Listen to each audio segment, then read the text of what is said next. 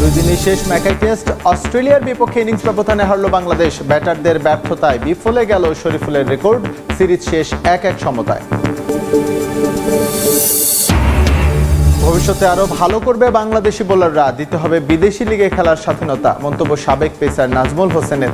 নাহিদ রানাকে ফেরাতে বিশেষ প্রস্তুতি। ফিফা আসিয়ান কাপে খেলার অনুমোদন পেল বাংলাদেশ। নতুন মাইল ফলকের অপেক্ষায় দেশের ফুটবল। হামজা, সমিত সহ মূল খেলোয়াড়দের নিয়েই দল গড়ার আশা। এবং লা লিগা ওপেনারে কস্টার্চিত জয় রিয়াল মাদ্রিদের। স্পানিওলকে 2-1 গোলে হারালো মরিনিও বাহিনী। ডর্টমুন্ডকে হারিয়ে জার্মান সুপার কাপের শিরোপা জিতল বায়ার্ন মিউনিখ। দুই দিনেই শেষ ম্যাকাই টেস্ট ইনিংস ও 51 রানের ব্যবধানে হারল বাংলাদেশ। লিটন দাসের টানা 3 ডাক। অধিনায়ক নাজমুল শান্ত কিংবা তামিম মিরাজ কেউই ধরতে পারলেন না দলের হাল। মুশফিকুর রহিম খানিকটা চেষ্টা চালালেও তাতে পরাজয়ের ব্যবধানই কেবল কমে।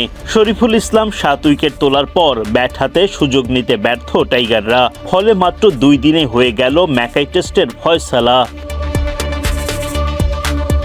দ্বিতীয় ইনিংসে ব্যাটিংয়ে নেমে আবারও বাজে শুরু বাংলাদেশের। মিচেল স্টার্কের সামনে ফের আত্মসমর্পণ। ওপেনার সাদমান ইসলাম খেই হারিয়ে ফেলেন। মার্নাস লাবুশেনের হাতে ক্যাচ। মাত্র 5 রানেই প্রথম উইকেট নেই বাংলাদেশের। সাদমান ফেরেন মোটে 1 রান করে। এর পরের বলেই মুমিনুল হককে কুপঘাত করেন স্টার্ক। বোল্ড হয়ে শূন্য হাতে সাজঘরে ফিরে যান মুমিনুল। প্রথম ইনিংস থেকে অস্ট্রেলিয়ার লিড যেখানে 146 রান, সেখানে দ্বিতীয় ইনিংসে প্রথম 5 রান তুলতেই 2 উইকেট হারায় টাইগাররা।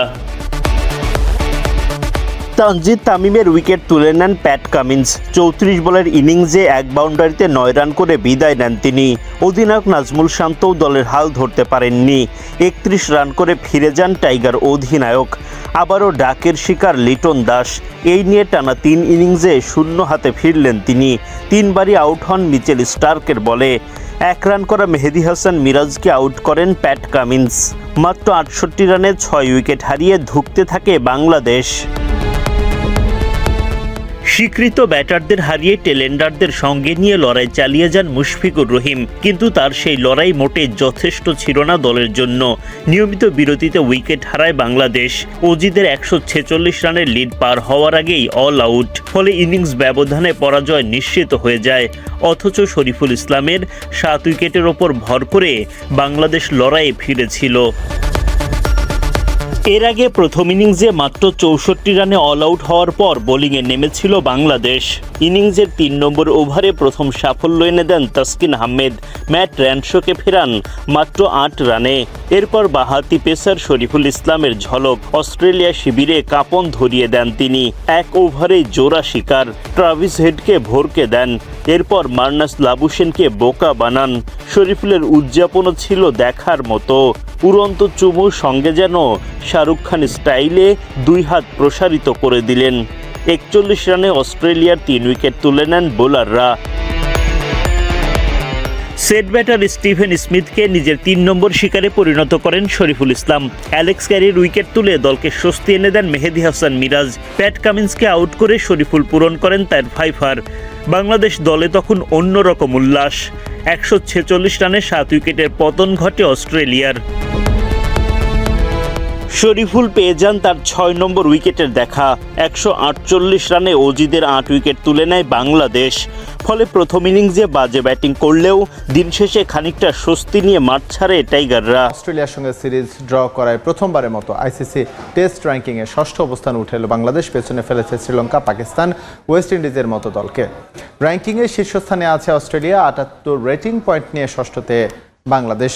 টেস্টে বেশ কিছুদিন ধরেই ধারাবাহিক পারফরমেন্সের কারণে এই উন্নতি হয়েছে বলে বিশ্বাস টিম ম্যানেজমেন্টের। এদিকে ম্যাকাই টেস্ট হারলেও টেস্ট চ্যাম্পিয়নশিপের বর্তমান চক্রে পয়েন্ট টেবিলের অবস্থানে কোনো পরিবর্তন হয়নি বাংলাদেশের।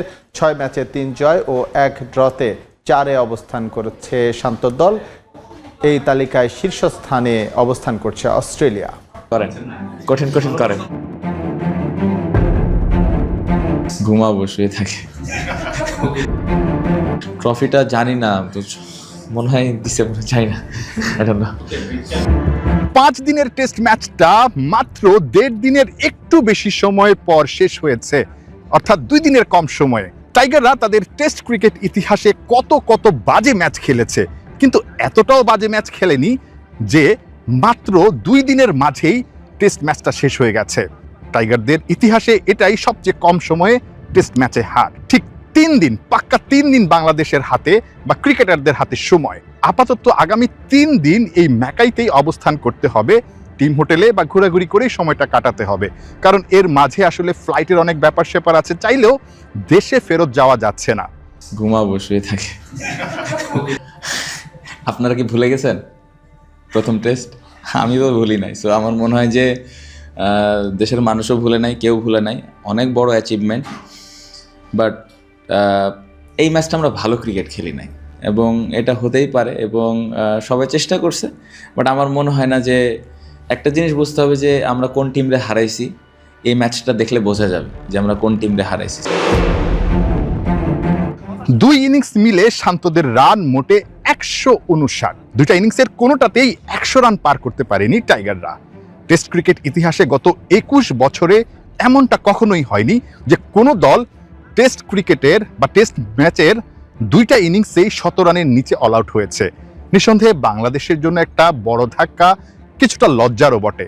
তবে এই যে ইতিহাস সৃষ্টি করা একটা সিরিজ, যেখানে এসে, যে মাটিতে এসে বিশ্বের অন্যান্য দলও আসলে বড় ধাক্কা খায়, 3 দিনের টেস্ট ম্যাচ হেরে বসে, 4 দিনের টেস্ট ম্যাচ হেরে বসে, সেখানটায় বাংলাদেশ ইতিহাস তৈরি করেছে 23 বছর পর খেলতে এসেও।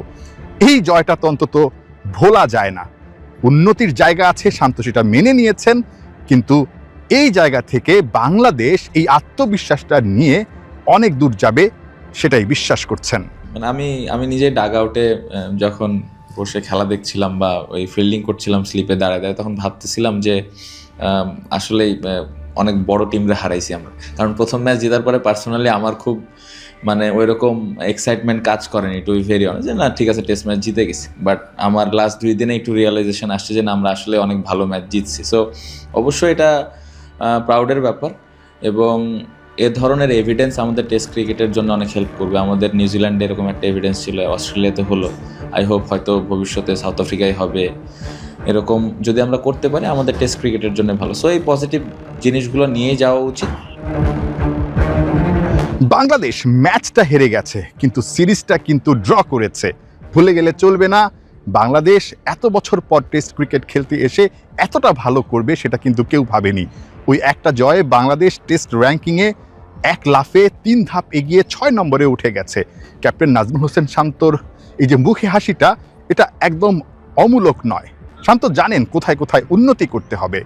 একটা কথা বলে গেছেন, তিনি নিজের মনের মাঝে একটা সুপ্ত বাসনা, সুপ্ত স্বপ্ন লুকিয়ে রেখেছেন।